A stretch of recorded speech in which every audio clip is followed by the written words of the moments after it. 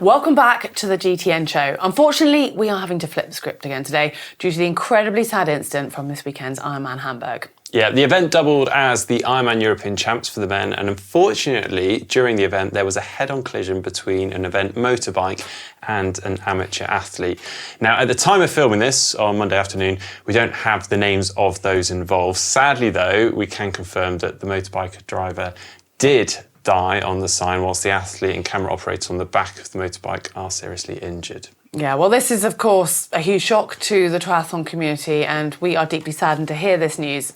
Our sincerest condolences to the family of the driver, and our thoughts, obviously, with all of those involved, as well as their families. Yeah. Now, I guess you're also wondering, how? Why did this happen?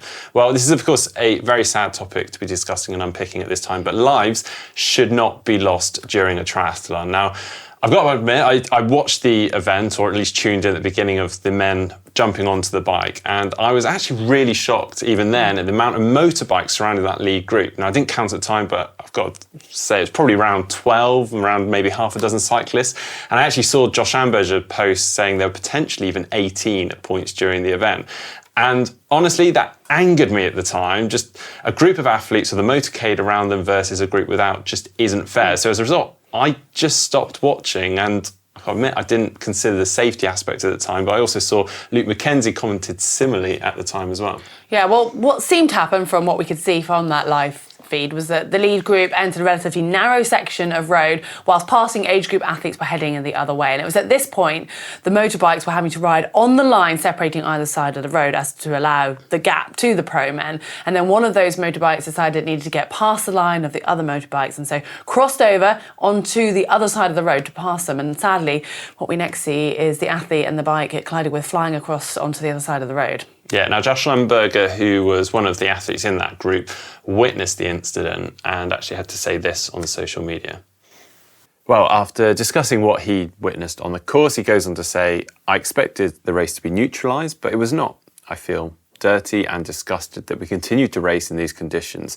From what I know, we were followed by a cavalcade of up to 18 motorbikes on a narrow road with two-way traffic. It shouldn't take someone to lose their life to realise that this level of race traffic is no longer acceptable. I spent a lot of the race in shock and sick to think that someone known to me was possibly involved. The only relief was seeing these faces throughout periods of the race." It goes on, obviously, to give his condolences to those involved. Well, as Josh says, many people, including ourselves, were surprised that that race was not neutralised or even stopped.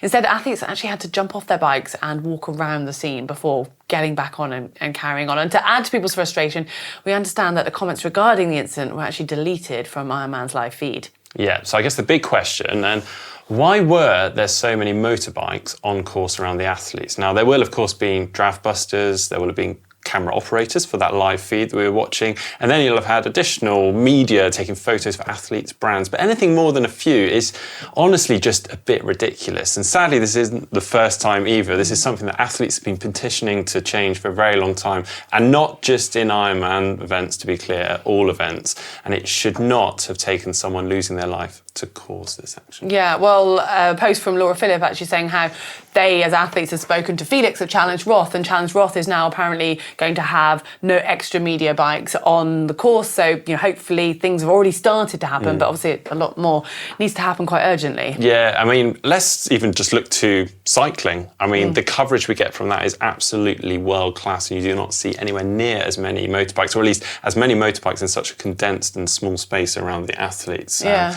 So maybe we can learn a thing or two from I mean, I don't know if it's because the sport our demand for media and coverage has grown so quickly, almost before the sport's had time to kind of put in a system to make it safe. I don't know. Yeah, potentially. I mean, the draft busting debate has been going on for a very long time, and making sure that that is properly officialed. I guess you could even talk about the actual briefing that some of the motorbike drivers are getting. Maybe that wasn't as good as it could have been. And we could go on and be interested to hear your thoughts in the comment section down below. But once again, just sending out our thoughts to those families and the athletes involved.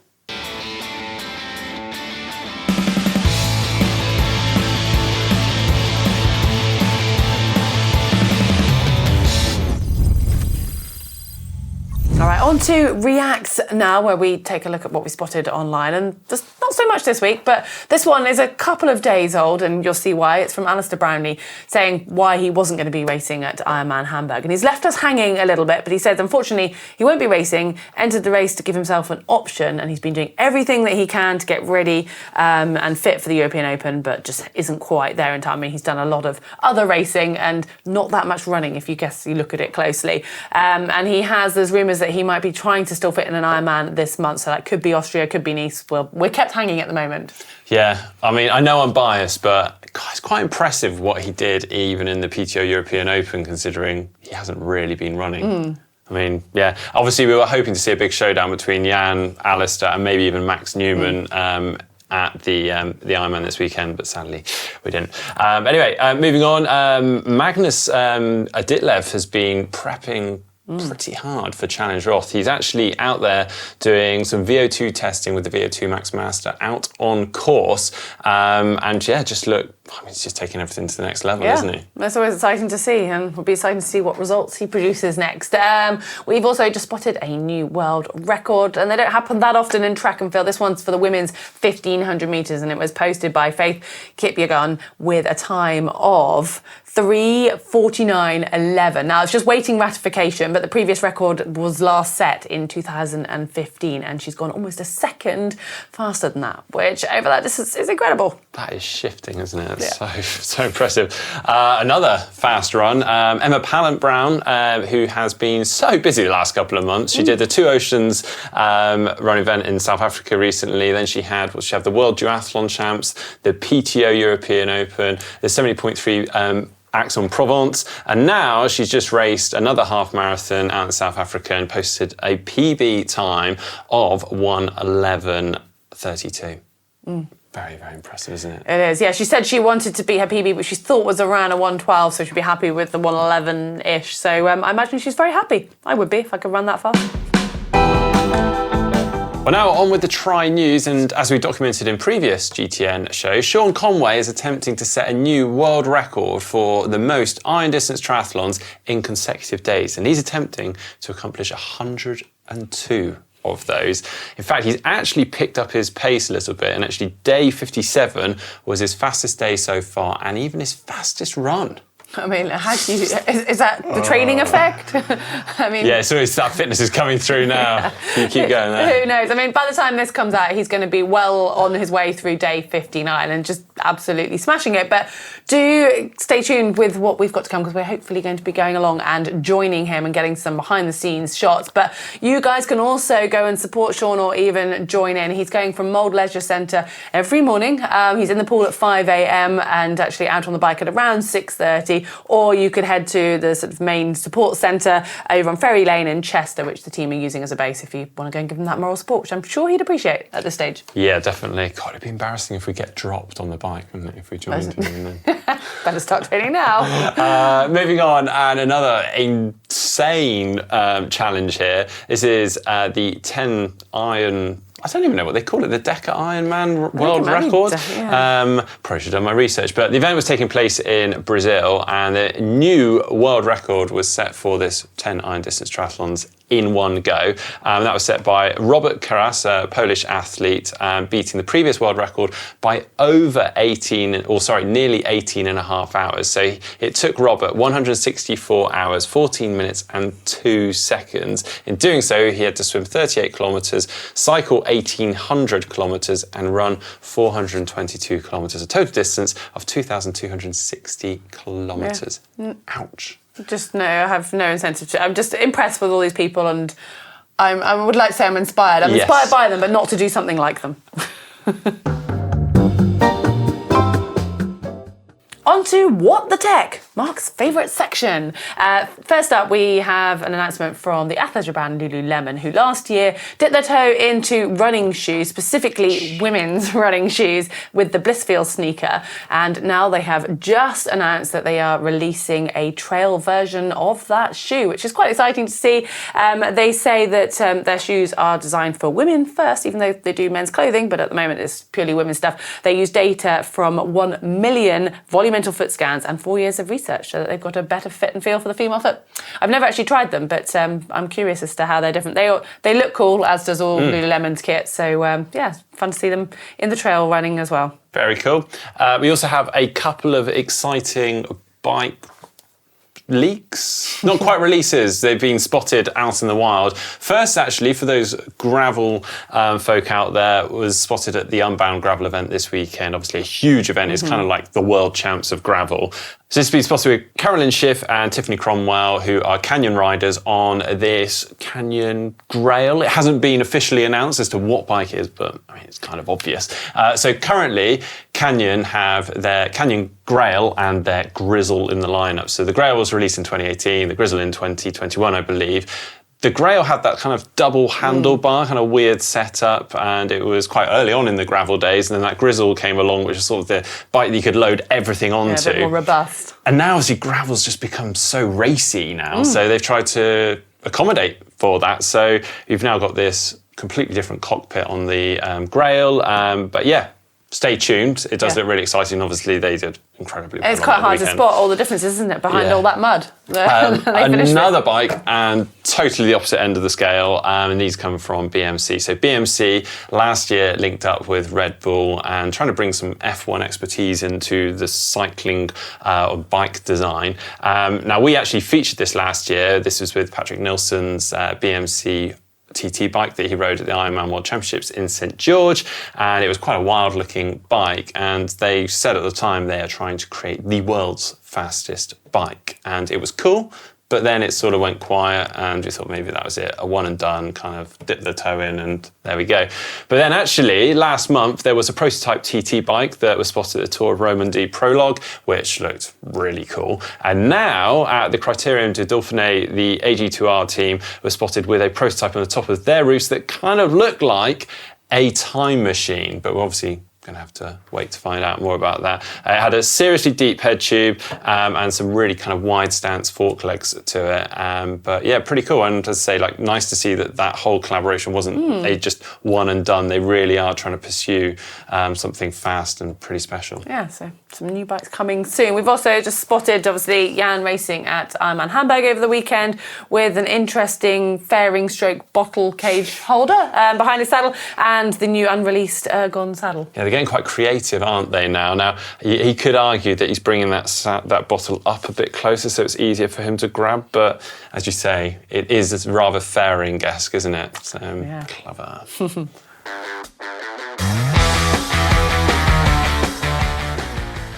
And now for the race results, starting with Ironman Hamburg, which also doubled as the men's European Championships. Obviously, somewhat overshadowed by the events, but the results and the performances were very impressive still. So in the men's race, it was Christian Hogenhaug that really took to the front on the bike, leading on to a majority of the run before being chased down by Peter Hemerick and Jan Frodeno and Denis Chevreau, who just came flying through, posting a 2:31 marathon to take the win.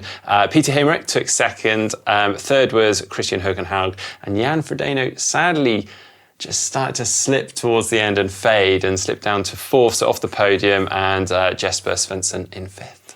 Yeah, we also had quite a lot of 70.3 racing, including Challenge Salou over in Spain. And that race for the men's was won by Mathis Maguire. David McNamee, who was on the podium in a sling, finished second. Now, apparently he had a little bit of a spill in T2 and it's just put some nerve damage, so hopefully nothing serious. And third place was Charlie Quinn, a name we're seeing quite a lot of at the moment. On the women's side, it was won by Grace Tech, Rebecca Clark second, and Barbara Hiveros was third. Yeah, we also had Challenge Gunsang, and on the women's side, that was won by Magda Nieuwhoort. In second, it was Kate Bevildqua. In third, we had Jiho Huang. And then on the men's side, it was Caleb Noble that took the win there, ahead of Kevin Portman, and in third, Ben Hamilton. Yeah, there's also some short course racing. World Triathlon had their European Triathlon Champs, which, even though it's not a World Triathlon Series competition, it's counting towards those all-important Olympic qualification points, as we're now just over a year away from the Games, and the points race is hotting up. So actually, there was no swim due to poor water quality, so instead it was a shorter run before then into the traditional Olympic distance format, and the men's race was won by David Castrovallada from Spain, Spain. Jonathan Brownlee finishing second and Adrian Brifford third on the men's podium. And then the women's race was won by Jeanne Lahair, second Lisa Tersch, and third Kathia Shah. Yeah, great stuff. Fantastic to see, again, slightly biased, but great to see Johnny Brownlee back on the podium. He's had a bit of a rough time and been a little bit off par. Expect a big name like him to be racing at Europeans, but I guess it is that points race that's on. Yeah, and I'm sure, well, I did actually see a post saying he was very relieved to get a good performance in finally. Now, coming up, we do have 70.3 Boulder this weekend, along with Ironman 70.3 Staffordshire, which is a male pro-only event, Ironman 70.3 Switzerland, which is a women's pro-only event, and then we've got Ironman 70.3 Warsaw. So stay tuned. It's now time to take a look at your pictures, and we have a new theme for the new month of June. We say goodbye to swimming and we're now moving on to transition. So we're presuming or hoping that you guys are out there racing and you get a chance to take a photo of your setup. If you do, you can share that using the uploader, which is on screen now, and also can be found in the description below. Yeah, it's worth pointing out, if you've got some fantastic photos that aren't transition photos, then do still send them in, because if they're great, we'll still try to include them. But they have to be fantastic. Fantastic, yes, please. Okay, well, our first picture comes from Joe, and his bike is the Goku Single Speed, modified with a 48-tooth chainring. And he's in Chantilly, and he says... I've done that one. It's a nice race. Have you? Very nice, in front of the castle. Yeah. Oh, lovely. Well, I don't think we get a picture of the castle. Instead, we have a close-up of his handlebars. And he says it's his second ever triathlon, first one abroad. And this is honestly, I think, my favourite ever picture that we've had sent in. This is ingenious. He has managed to attach jelly babies to the handlebars using an elastic band. Or a rubber band, whatever you call it. Good work. I think I might be like trying that in the next I've race. seen some weird things in transition, and it's up there. You get this a lot in France, actually. People will take those bars that are kind of like chewy bars? Yeah. They take them out and they just melt them, mould them to their top tube. You see it a lot. No. And they basically peel them off, bits of it off their top tube as they ride. I've never seen that. If that's you, please, if you've done that and we have a photo, please send it in, 'cause I don't believe Mark, but I'd love to see it. Right, anyway, next one from Bobby, and this is from Brunswick in Maine, and he's there with his P5X, of course, saying, wicked fast dude, insert Boston accent. Oh, sorry, I didn't insert the Boston. I just literally read what you had written there. Sorry about that. I'm not even going to attempt the Boston accent either. First race of the year, sprint distance, second overall, at 50. Awesome. Ooh. Good work. And I love the outfit, the attire. Yeah, your friends won't miss you, will they, out there cheering? Very cool. Our final one is a little more of a moody photo, I think you could say, from Sven, his Diamondback Hanjo, and it's in Salt Fork Lake, Ohio. Early racking of my bike, and the marina mist in the background apparently didn't go away, which made their first open water swim more challenging. Ooh, their first one, congrats. That is quite atmospheric, isn't it? It's almost got that slightly Norwegian vibe going on with the mountains in the back. Oh yeah, it sort of look like the ferry. But anyway, yeah, fantastic photos. Keep them coming in using that photo uploader. Link on screen right now. You can find it in the description just down below. And finally, on to my new favourite section. Say what? This is brilliant. This one, I love this one. It comes from Eric Bunvage. Oh, this is a good start to the actual comment, isn't it? Sorry. You'll see in a moment. He says, "Hi guys, I just want to tell you about my first time including butterfly stroke in my training. It went like..." proceeds using breaststroke or freestyle. And there you have it, guys. It was hard, but fun. Kidding aside, hopefully I will improve in the next few weeks to months. Yeah, maybe give us an update on the new sounds. I'm sure many people can relate to that with butterfly. Even myself, actually. Yeah. Definitely by the end of the length, I'm sounding a bit like that for sure. Well, we love reading all your comments beneath our videos, so do carry on commenting and we do our best to answer them. We definitely read them all at least. So hopefully we'll hear more from you guys. But before we go, we have been out and about doing quite a lot of filming training recently and a few challenges. And the next one coming out on the channel is going back in time with a bit of a retro triathlon as we try to reenact the first British triathlon 40 years ago. Yeah, just about recovered from it. Yeah, some interesting kit choices to say the least. Yeah. Well, rewinding or fast forwarding back to the present time, if you want to look at some current day GTN kit, I suggest having a look at the shop that's online. Yep, and if you haven't done so already, do make sure you check out our swim run challenge where it is a presenter challenge. We take one another on, don't we? We haven't decided who wins. We haven't really added up the comments yet. We've just been far too nice to our nose. Oh yeah, we all did well. Go watch it. Nice. You can decide.